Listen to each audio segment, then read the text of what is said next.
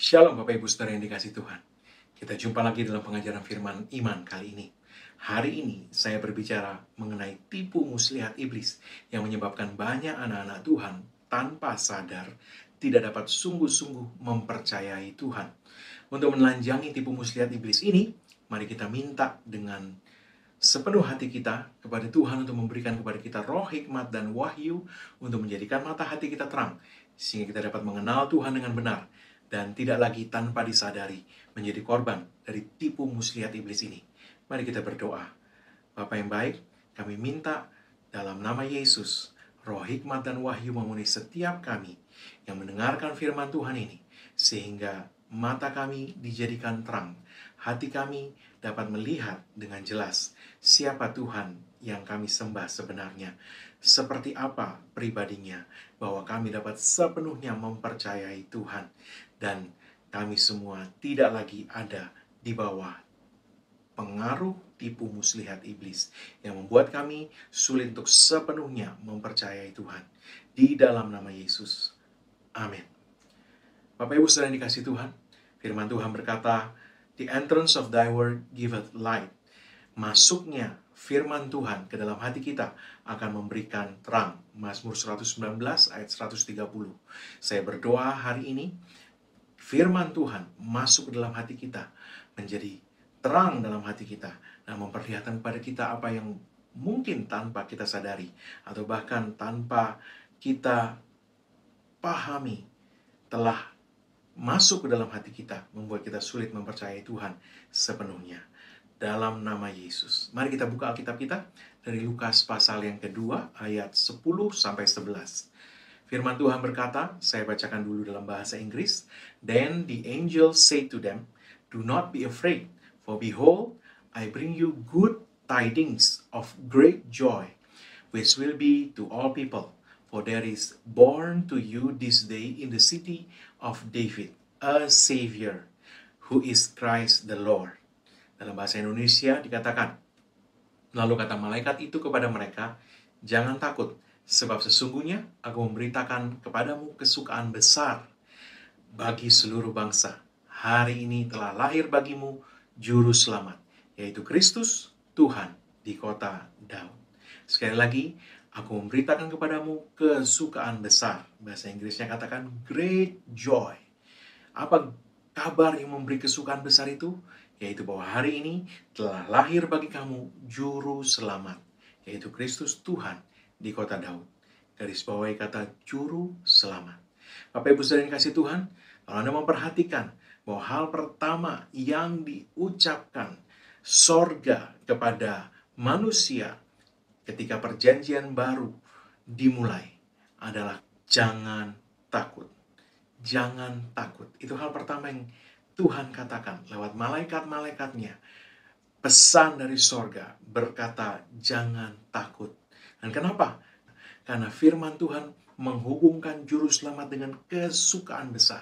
Ada sebuah kesukaan besar, suatu terobosan yang luar biasa lewat kehadiran juru selamat, yaitu Kristus Tuhan di kota Daud. Bapak Ibu Saudara yang kasih Tuhan, Yesus datang untuk menjadi juru selamat. Dan firman Tuhan berkata itu adalah sebuah kabar kesukaan yang besar. Saya mau kita memperhatikan bahwa Yesus datang untuk menjadi juru selamat buat kita. Bukan untuk menjadi hakim atas kita, untuk menghukum, menuduh, atau menjatuhkan vonis atas kita. Dia tidak datang juga sebagai pemberi hukum, untuk memberikan lebih banyak hukum lagi kepada kita untuk kita ikuti. Tidak. Dia datang untuk menjadi juru selamat bagi kita. Savior dalam bahasa Inggris. Juru selamat, pribadi yang ahli, yang paling ahli untuk menyelamatkan. Untuk itulah Yesus Kristus datang. Itulah siapa dia, dan itulah yang dia mau lakukan untuk kita semua. Mari kita lihat Roma pasal yang ketiga, ayat 23-24. Dikatakan demikian. Karena semua orang telah berbuat dosa dan telah kehilangan kemuliaan Allah. Anda tahu bahwa upah dosa adalah maut. Berarti dosa akan selalu membawa penghukuman. Hukuman atas manusia. Semua orang telah berbuat dosa. Dan karena itu kehilangan kemuliaan Allah. Ayat 24, dan oleh kasih karunia telah dibenarkan dengan cuma-cuma. Dibenarkan dengan cuma-cuma. Cuma-cuma buat kita. Ya, karena penebusan dalam Kristus Yesus. Kita menerima cuma-cuma.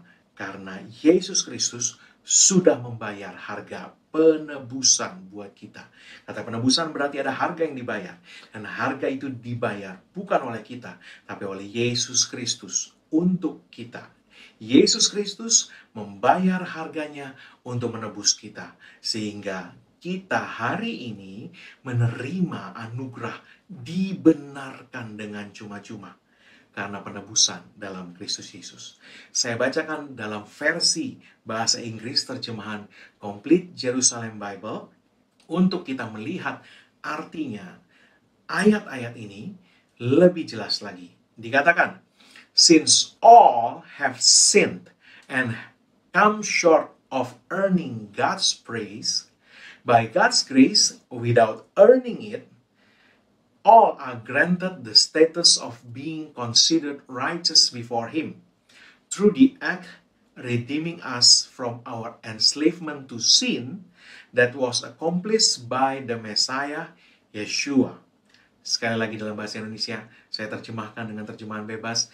Karena semua sudah berdosa dan tidak bisa mencapai, tidak bisa memenuhi tuntutan untuk menerima pujian dari Tuhan, maka oleh kasih karunia Tuhan, tanpa kita mencapai itu dengan perbuatan kita sendiri, semua telah dianugerahi status of being considered righteous before Him, yaitu status bahwa kita dianggap benar di mata Tuhan, through the act redeeming us from our enslavement to sin that was accomplished by Messiah Yeshua, melalui tindakan yang menebus kita dari perbudakan kepada dosa yang telah diselesaikan oleh Juru Selamat, yaitu Yesus, Messiah Yeshua. Di dalam versi bahasa Inggris terjemahan The Message, ayat ini berkata lebih menjelaskan lagi. Saya bacakan. Since we have compiled this long and sorry record as sinners, both us and them, and prove that we are utterly incapable of living the glorious life God wills for us, God did it for us. Out of sheer generosity, He put us in right standing with Himself, a pure gift. He got us out of the mess we are in and restored us to where He always wanted us to be. And He did it by means of Jesus Christ. Karena kita telah mengumpulkan daftar yang begitu panjang dan menyedihkan sebagai orang berdosa, baik kita maupun mereka, dan kita dengan itu telah membuktikan bahwa kita sama sekali tidak mampu, utterly incapable of living the glorious life. Sama sekali tidak mampu hidup mulia, the glorious life yang Tuhan inginkan, kehendaki untuk kita. God did it for us. Tuhan melakukan itu untuk kita. Out of sheer generosity. Out of sheer generosity, dari kemurahannya sepenuhnya, Dia menempatkan kita dalam status benar, dalam posisi right standing, posisi yang benar dengan Dia. A pure gift, sepenuhnya hadiah, sepenuhnya pemberian. He got us out, Dia membawa kita keluar of the mess we are in, dari kekacauan di mana kita berada, dan memulihkan kita kemana Dia selalu sesungguhnya menghendaki kita berada. Dan He did it by means of Jesus Christ. Dia melakukan itu lewat Yesus Kristus. Jadi kita sepenuhnya tidak mampu hidup dalam kemuliaan sebagaimana yang Tuhan kehendaki.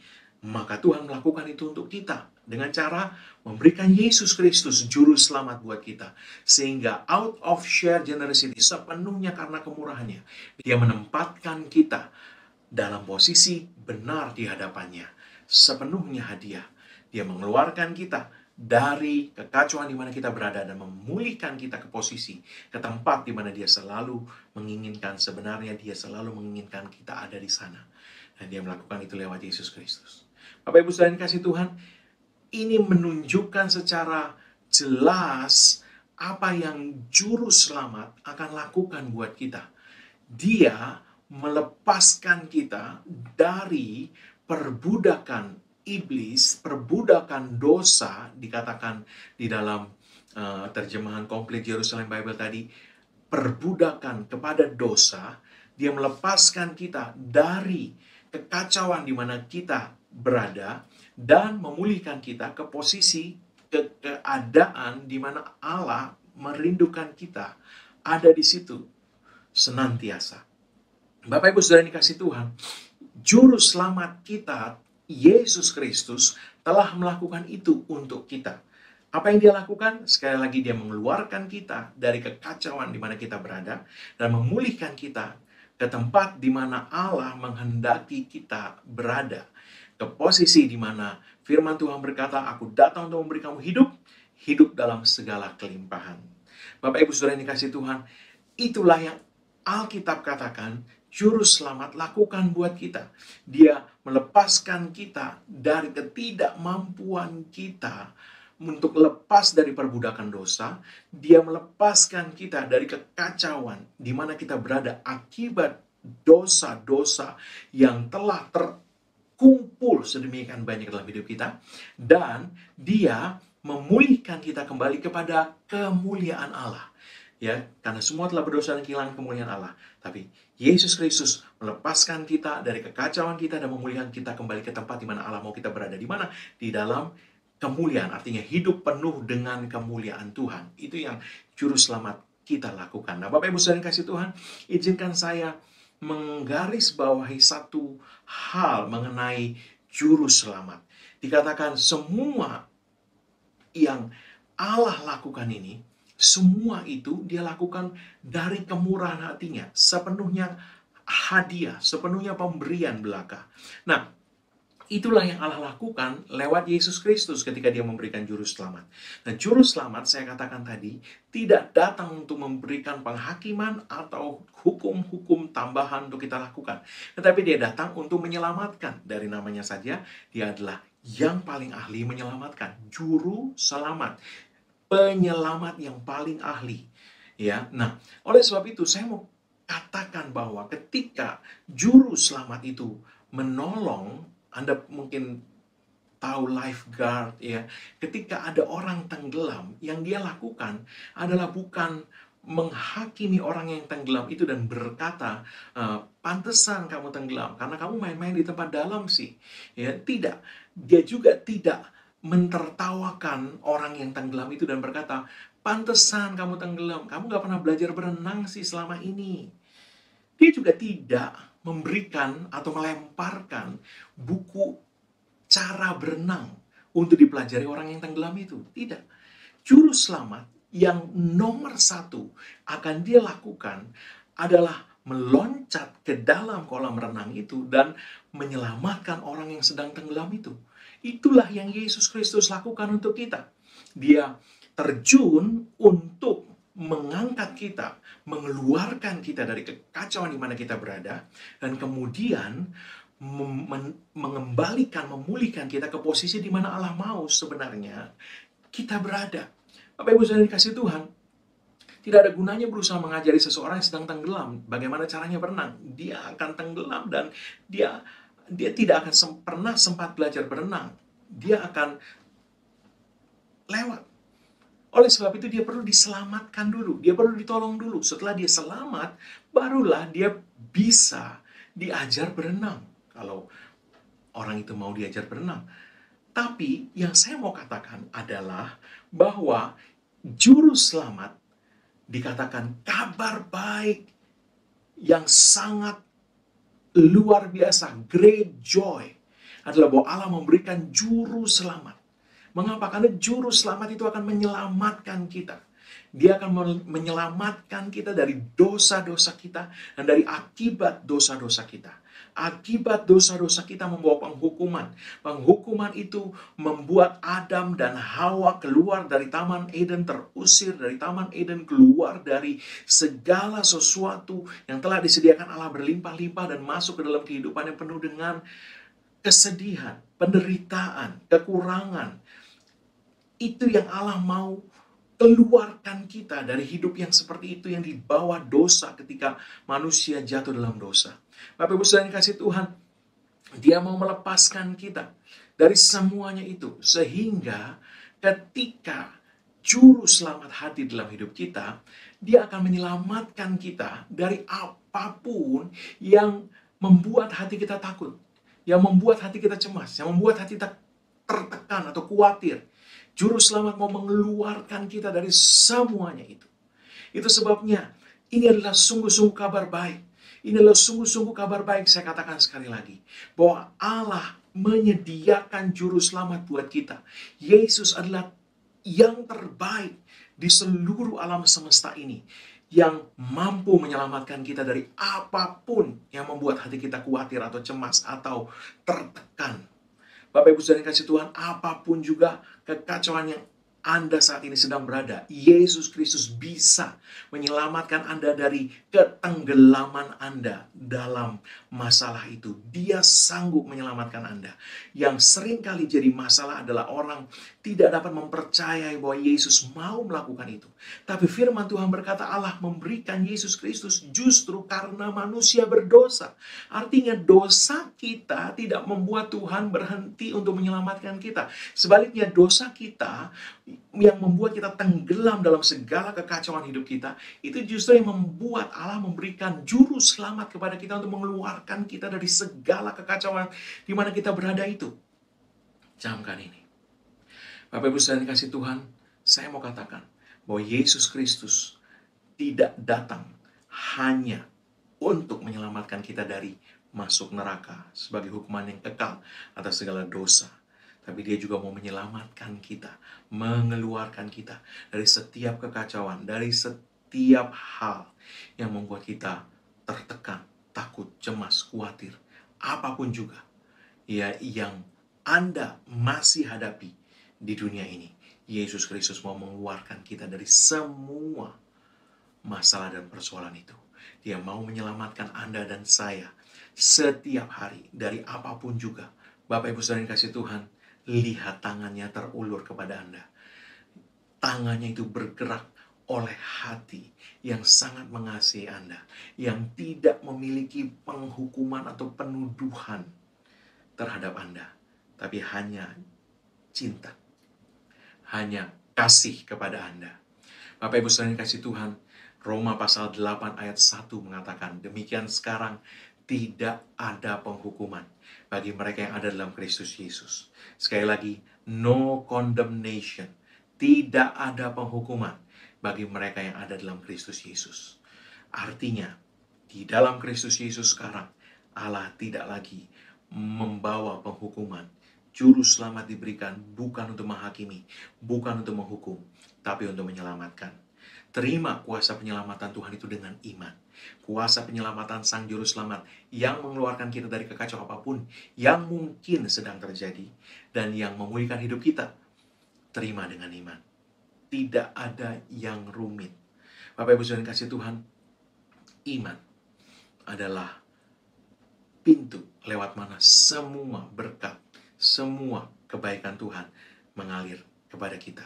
Nah, Bapak Ibu Saudara yang kasih Tuhan, saya katakan tadi, adalah sangat penting untuk kita dapat melihat Tuhan sebenarnya, sehingga kita dapat sepenuhnya mempercayai Dia. Karena iman adalah pintu lewat mana semua pertolongan Tuhan dapat mengalir dalam hidup kita.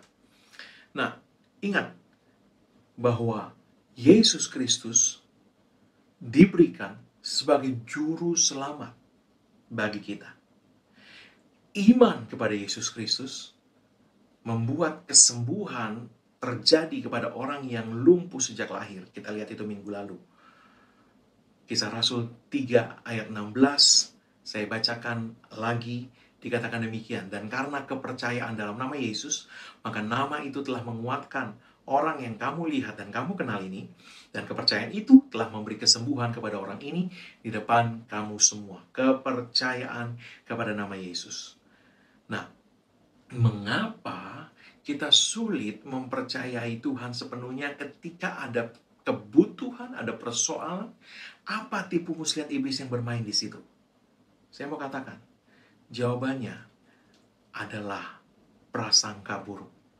Kita tidak bisa mempercayai Tuhan jika ada prasangka buruk di dalam hati kita terhadap Dia. Itu sebabnya saya mulai dengan menunjukkan bahwa Allah memberikan Yesus sebagai juru selamat untuk menyelamatkan kita. Nomor satu, Allah tidak diminta siapapun, adalah inisiatifnya karena kasihnya kepada kita memberikan juru selamat untuk menyelamatkan kita. Nomor satu. Nomor dua, Yesus diberikan tidak sebagai hakim untuk menghakimi dan menghukum kita, tapi sebagai juru selamat buat kita, yaitu untuk menyelamatkan kita. Mengapa ini penting? Supaya kita bisa melihat bahwa sesungguhnya kita tidak perlu memiliki prasangka buruk apapun kepada Tuhan. Prasangka seperti apa, Pak? Saya tunjukkan tipu muslihat iblis. Tentu prasangka itu tidak disengaja dan sangat mungkin juga tidak pernah disadari. Tapi, sekali lagi itu adalah senjata yang ditanamkan iblis untuk melemahkan iman kita. Prasangka itu membuat kita sulit mempercayai Tuhan. Bagaimana mungkin kita mempercayai seorang yang kita curigai? Selama kita masih mencurigai Tuhan, akan sulit untuk dapat percaya sepenuhnya kepadanya.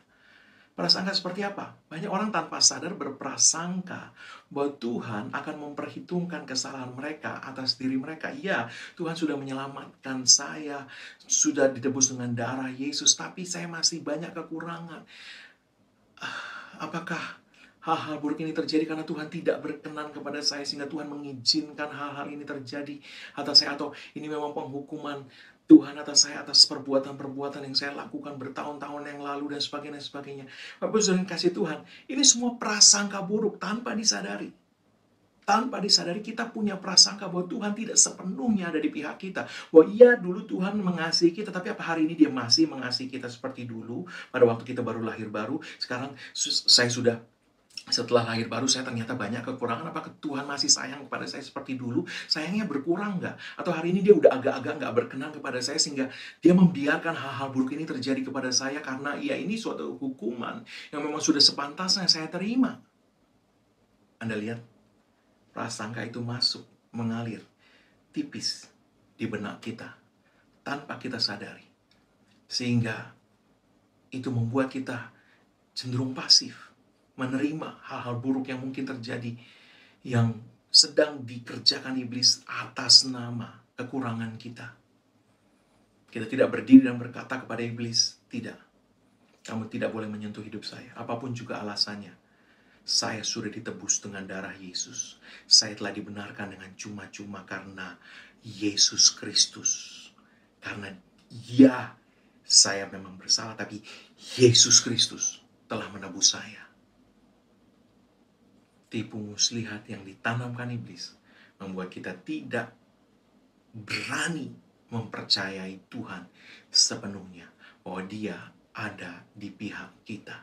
Dia sepenuhnya dapat dipercaya untuk menolong kita, menyelamatkan kita, melepaskan kita, dan Dia ada di pihak kita, tidak sedang melawan atau menghukum kita. Mungkin Anda berkata, bagaimana hal itu bisa terjadi? Raja Daud pernah berbicara mengenai hal ini oleh pewahyuan Roh Kudus tentunya, dan dikonfirmasi oleh Rasul Paulus yang juga diilhami Roh Kudus, sehingga Rasul Paulus mengutip perkataan Daud di Mazmur. Dia kutip itu dalam surat Roma pasal 4 ayat 5-8. Firman Tuhan berkata, tetapi kalau ada orang yang tidak bekerja, namun percaya kepada Dia yang membenarkan orang durhaka. Ini orang durhaka loh, tapi dibenarkan oleh Tuhan. Kenapa orang durhaka ini bisa dibenarkan oleh Dia, huruf besar? Imannya diperhitungkan sebagai kebenaran. Jadi kebenaran itu diberikan karena orang itu percaya kepada Dia, kepada Tuhan. Seperti juga Daud menyebut berbahagia orang yang dibenarkan Allah bukan berdasarkan perbuatannya. Kalau bukan berdasarkan perbuatannya, berdasarkan perbuatan siapa, Pak? Kita sudah lihat di ayat di atas tadi. Karena Yesus Kristus. Anda dan saya dibenarkan sepenuhnya pemberian anugerah, hadiah murni, pure gift. Sepenuhnya. Karena pekerjaan Yesus. Kita tidak dibenarkan berdasarkan perbuatan kita. Tapi kita dibenarkan berdasarkan perbuatan Yesus untuk kita yang menebus kita dengan sempurna di kayu salib. Kita sudah ditebus, harganya sudah dibayar lunas. Itu sebabnya Allah sah, legal, dapat membenarkan kita tidak berdasarkan perbuatan kita. Sama seperti kalau Anda memiliki hutang dan seseorang menebus hutang Anda sepenuhnya. Itu bukan perbuatanmu. Anda tidak bisa membanggakan diri dan berkata, saya sudah membayar lunas hutang saya. Tidak. Anda hanya bisa membanggakan Dia yang menebus Anda dan berkata, Yesus Kristus sudah menebus saya dengan sempurna. Dan adalah penghinaan juga kepada orang yang menebus Anda kalau Anda berkata, setelah Dia melunasi semua hutang Anda masih berkata, saya masih punya hutang. Karena itu seolah-olah berarti orang yang menebus Anda belum menebus Anda dengan sempurna. Dia belum bayar lunas. Itu penghinaan buat orang itu. Bapak Ibu saudara yang kasih Tuhan, firman Tuhan berkata, seperti juga Daud menyebut berbahagia, bahasa Inggrisnya blessed, orang yang dibenarkan Allah bukan berdasarkan perbuatannya. Berbahagialah orang yang diampuni pelanggaran-pelanggarannya dan yang ditutupi dosa-dosanya. Berbahagialah manusia yang kesalahannya tidak diperhitungkan. Tidak diperhitungkan Tuhan kepadanya. Apa? Firman Tuhan katakan, tidak diperhitungkan Tuhan kepadanya. Daud menyebut itu berbahagia. Saya katakan tadi dalam bahasa Inggris, Alkitab bahasa Inggris itu dipakai kata blessed atau diberkati. Jadi orang yang kesalahannya tidak diperhitungkan Tuhan kepadanya adalah orang yang diberkati. Atau dengan kata lain, karena Tuhan tidak memperhitungkan kesalahan orang itu kepadanya, maka orang itu sekarang tidak lagi di bawah hukuman, tetapi dia ada di bawah berkat. Dia sekarang diberkati. Selama seseorang tidak diperhitungkan Tuhan kesalahannya kepadanya, dia adalah orang yang diberkati. Baik Daud maupun Paulus mengatakan hal itu oleh ilham Roh Kudus. Jadi, kalau orang itu adalah orang yang diberkati, atau dengan kata lain, Tuhan tidak memperhitungkan kesalahan orang itu kepadanya, Tuhan oleh sebab itu tidak menaruhkan penghukuman kepada orang itu, tetapi hanya memberikan berkat kepadanya, maka tidak ada alasan untuk berprasangka bahwa Tuhan akan melakukan sesuatu yang buruk terhadap orang itu, atau Tuhan tidak mau menolong orang itu dalam kesusahannya karena kekurangan-kekurangan orang itu. Tidak ada alasan untuk berprasangka seperti itu. Kenapa? Karena orang yang sudah ditebus oleh Yesus Kristus dikatakan Allah tidak memperhitungkan lagi kesalahannya kepadanya. Kenapa Allah bisa tidak memperhitungkan lagi kesalahan orang itu kepada orang itu sendiri? Jawabannya sederhana. Karena Allah sudah memperhitungkan itu kepada Yesus. Bapak Ibu saudara yang kasih Tuhan, iblis mungkin menaruhkan pikiran. Memang Tuhan itu baik. Memang Dia sudah menyelamatkan saya. Tapi saya ini yang kurang sempurna. Saya yang banyak kekurangan. Saya mau katakan waspada dengan tipu muslihat ini, karena ini akan menyebabkan kita menerima kebohongan iblis berikutnya yang membuat kita sulit percaya kepada Tuhan. Dan karena iman, itulah pintu lewat mana berkat Tuhan masuk, pertolongan Tuhan masuk, mukjizat Tuhan masuk ke dalam hidup kita. Maka, dengan tipu muslihat iblis ini, iblis berusaha membendung itu semua dari hidup kita. Tipu muslihat iblis ini membuat iman kita lemah dan tidak bisa memiliki keberanian percaya bahwa Allah ada di pihak kita dan pasti menolong kita. Tipu muslihat ini membuat kita tidak berani percaya bahwa Tuhan pasti menyelamatkan kita dari situasi apapun yang kita sedang hadapi. Nah, supaya lebih jelas lagi kita melihat, mari buka Roma pasal 8 ayat 31-37. Dikatakan, sebab itu, apakah yang akan kita katakan tentang semuanya itu? Jika Allah di pihak kita, siapakah yang akan melawan kita?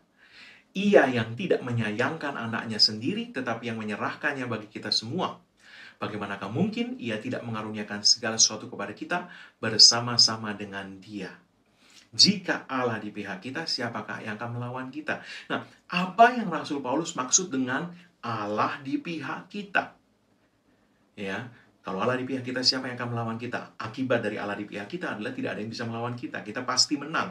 Karena Allah di pihak kita, Dia akan menolong kita. Dia akan membela kita. Tapi apa maksudnya Allah di pihak kita? Ayat 33 menjelaskan. Siapakah yang akan menggugat orang-orang pilihan Allah? Allah yang membenarkan mereka. Ini konteks. Paulus bicara Allah di pihak kita adalah bahwa Allah membenarkan kita. Kalau Allah membenarkan kita, berarti satu-satunya yang berhak menghakimi, menghukum, ya, yaitu Allah sendiri. Tidak menghakimi kita, tetapi membenarkan kita. Berarti tidak ada yang bisa mengutuk kita. Kalau Allah memberkati kita, siapa bisa mengutuk kita? Kalau Allah memberkati kita, kalau Allah membenarkan kita, siapa bisa menyalahkan kita? Kalau Allah di pihak kita, siapa bisa melawan kita? Bisakah iblis mengerjakan sesuatu yang jahat? Kalau Allah memberkati kita, iblis bisakah mengerjakan kutuknya atas kita? Tidak bisa. Bileam berusaha mengutuk orang Israel. Tapi orang Israel tidak bisa dikutuk. Karena orang Israel ada di bawah berkat Tuhan, perlindungan Tuhan. Apa yang diberkati Tuhan tidak bisa dikutuk oleh iblis. Tapi iblis mau Anda mempercayai bahwa Tuhan ada sesuatu dengan Anda. Sehingga Anda bisa dibuat percaya dan menerima, membiarkan ketika iblis berusaha mengerjakan pekerjaan jahatnya, kutuknya kepada Anda. Itu yang iblis mau coba lakukan. Tapi Rasul Paulus oleh ilham Roh Kudus mengatakan, siapa yang akan menggugat orang-orang pilihan Allah? Siapa yang akan menghakimi? Kamu sih begini, kamu sih sekian tahun yang lalu melakukan itu, makanya hari ini kamu ditimpa masalah seperti ini. Tuhan gak akan mau menolong kamu. Itu memang kesalahan yang kamu sudah lakukan bertahun-tahun yang lalu, makanya sekarang kamu makan deh akibatnya. Iblis akan katakan itu sama Anda. Tapi firman Tuhan berkata, Allah di pihak kita. Artinya apa? Allah membenarkan kita. Siapa bisa menggugat kita? Artinya, kalau Allah membenarkan Anda, dan tidak ada yang bisa menggugat Anda, tidak ada yang bisa menjatuhkan hukuman atau kutuk kepada Anda. Bapak Ibu Saudara yang kasih Tuhan, kita lanjutkan. Siapakah yang akan menghukum mereka? Kristus Yesus yang telah mati? Bahkan lebih lagi yang telah bangkit, yang juga duduk di sebelah kanan Allah, yang malah menjadi pembela bagi kita. Yesus Kristus akan menghukum kita kah?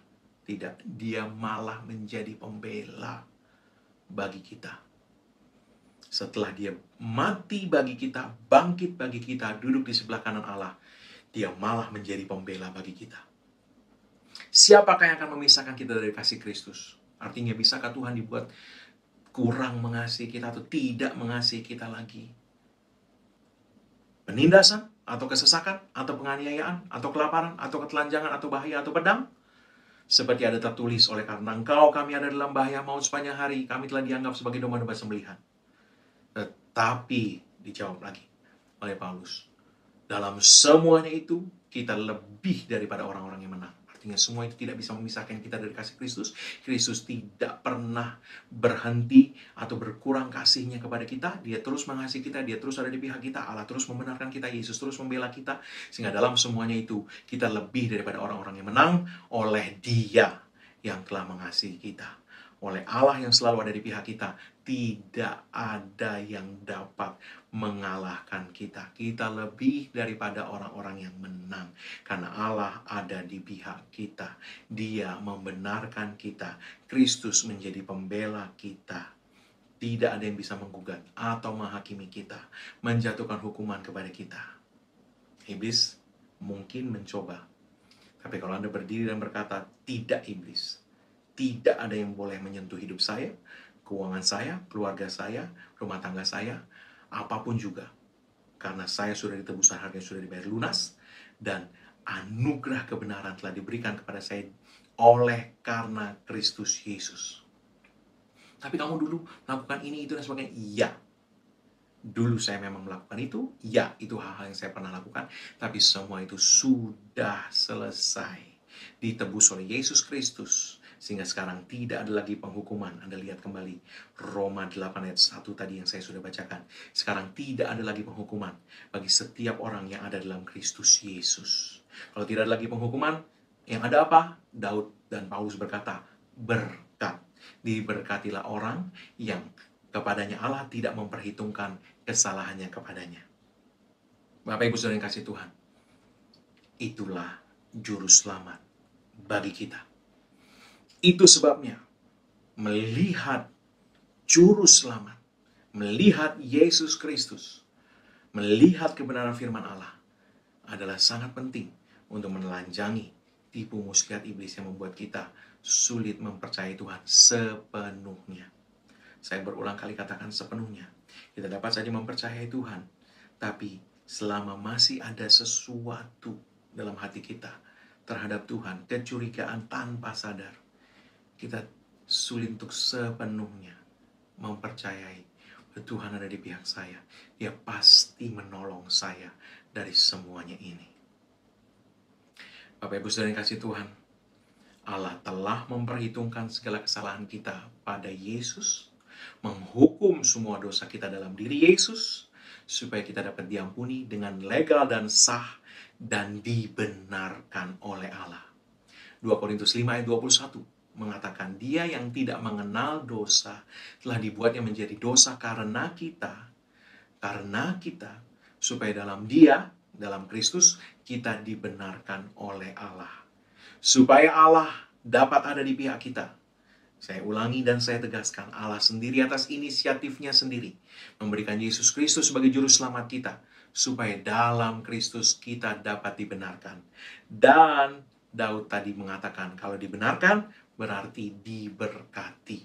Dalam Kristus Allah membela dan memberi kemenangan kepada kita. Sehingga Roma 8 ayat 37 tadi berkata, dalam semuanya itu kita lebih daripada orang-orang yang menang oleh Dia yang telah mengasihi kita. Allah sangat mengasihi kita sehingga Dia menyediakan juru selamat, yaitu Yesus Kristus, sehingga di dalam Kristus Allah selalu ada di pihak kita. Sekali lagi, Allah selalu ada di pihak kita. Dia tidak merancangkan hal-hal yang buruk terhadap kita.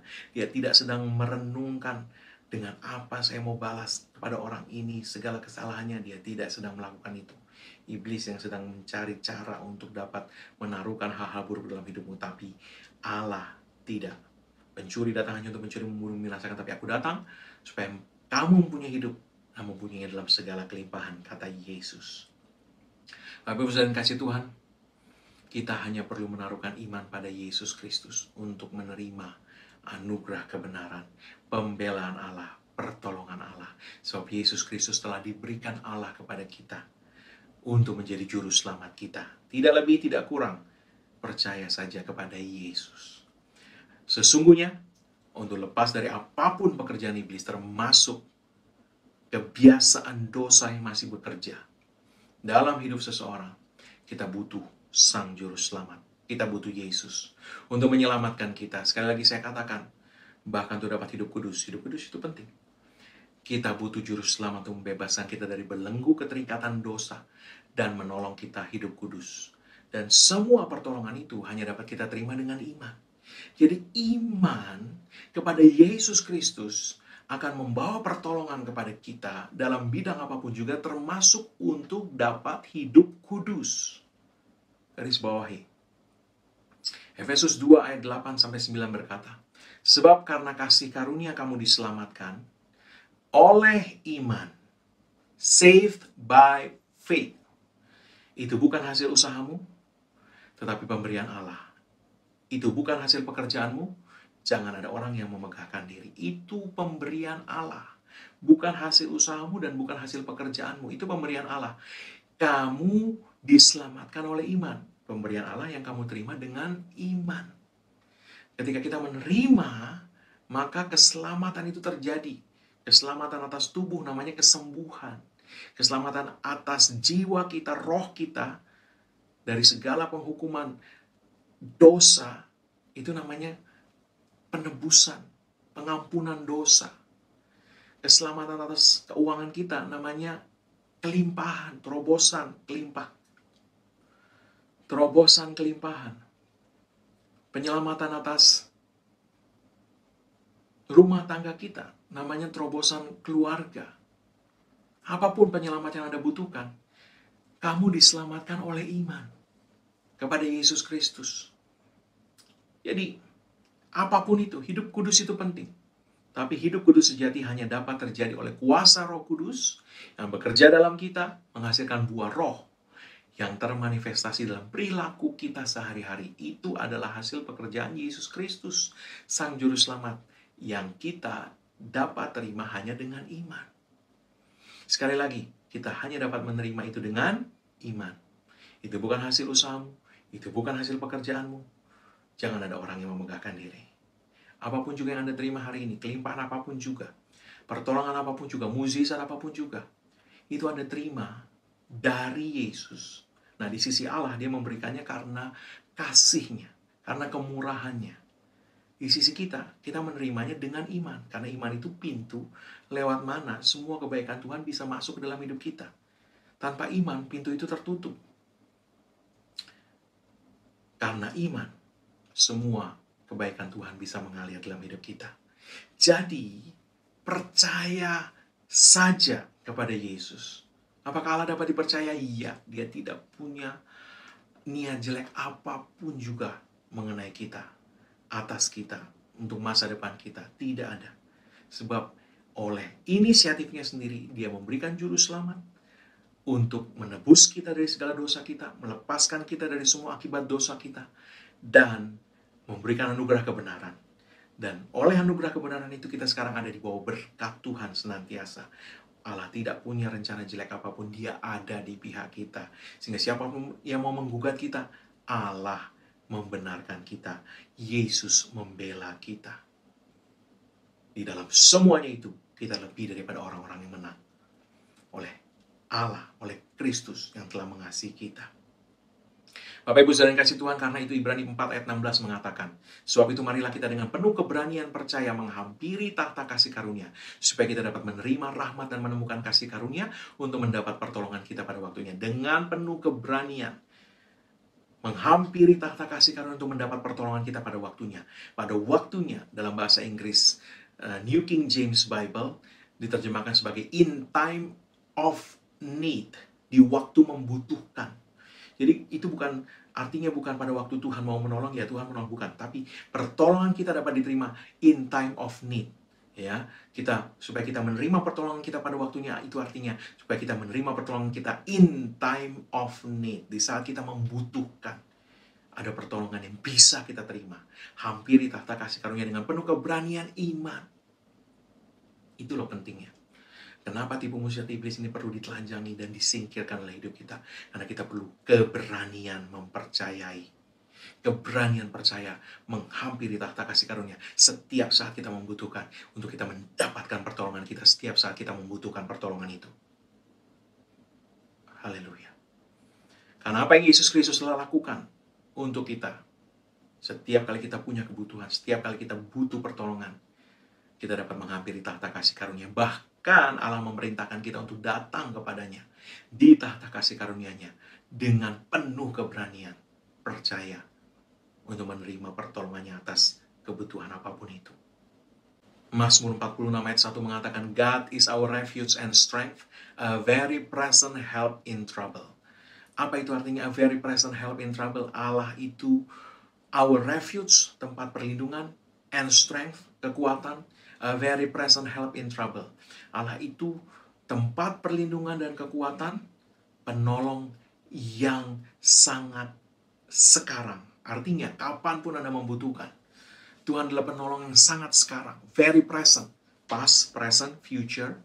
God is very present help in trouble. Very present itu sangat sekarang, bukan pas, masa lampau. Bukan future, masa depan, tapi sekarang. Very present help in trouble. Setiap kali Anda ada dalam masalah, God is your very present help. Dia ada di pihakmu dan tidak pernah berganti pihak. Dia tidak pernah berkurang kasihnya. Siapa bisa memisahkan kita dari kasih Allah? Tidak ada. Dalam semuanya itu aku yakin, kata Paulus. Kita lebih dari orang-orang yang menang oleh Dia yang telah mengasihi kita. Dia tidak pernah berkurang kasihnya kepada kita. Dia selalu ada di pihak kita, membela kita, bagi kita, menjadi penolong, memberikan kemenangan sehingga kita lebih dari orang-orang yang menang. Karena Dia yang mengasihi kita.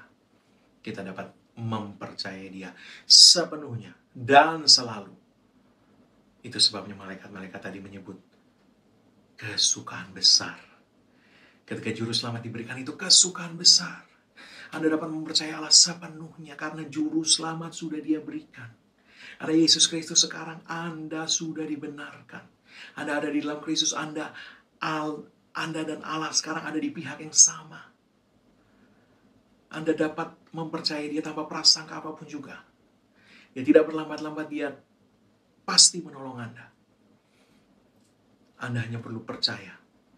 Dan percaya dapat sepenuhnya ketika semua kecurigaan dilenyapkan. Saya berdoa firman Tuhan mencelikan mata kita semua untuk melihat bahwa tidak ada alasan untuk kita tanpa sadar untuk mencurigai Tuhan atau berprasangka buruk mengenai hal-hal buruk di sekeliling kita. Bahwa itu berasal dari Tuhan. Tidak, Dia ada di pihak kita. Dia adalah penolong kita. A very present help in trouble.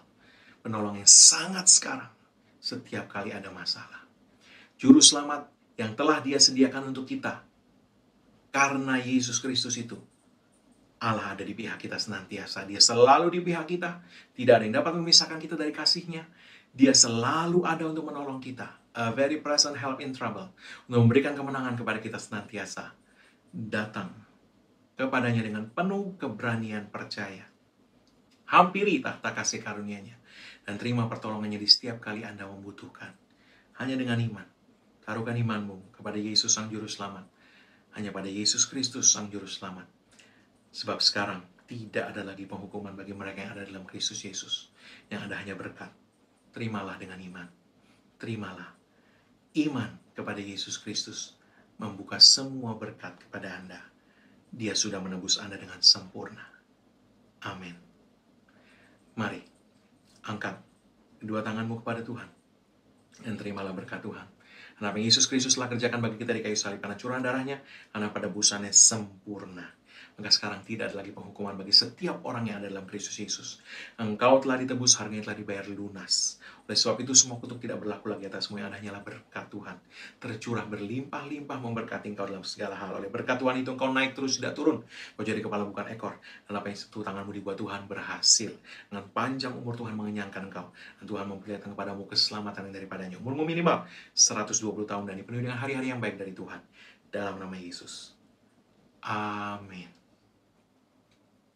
Bapak Ibu saudara yang kasih Tuhan, saya mau berdoa khusus bagi Anda yang membutuhkan pertolongan Tuhan, apapun juga itu. Dalam nama Yesus, segala sakit penyakit dilenyapkan, dan kesembuhan terjadi atas tubuh setiap anak-anak Tuhan yang mendengarkan pemberitaan firman Tuhan ini. Dalam nama Yesus, setiap kebutuhan dipenuhi oleh Tuhan menurut kekayaan dan kemuliaan-Nya dalam Kristus Yesus. Dalam nama Tuhan Yesus, damai sejahtera Tuhan memenuhi setiap hati dan pikiran anak-anak Tuhan yang mendengarkan pemberitaan firman ini. Dalam nama Yesus, damai sejahtera Tuhan memulihkan setiap rumah tangga dari segala kekacauan yang ada. Di dalam nama Yesus, pemulihan terjadi dalam bidang apapun juga atas hidup anak-anak Tuhan. Dalam nama Yesus, Tuhan memberkati. Amin.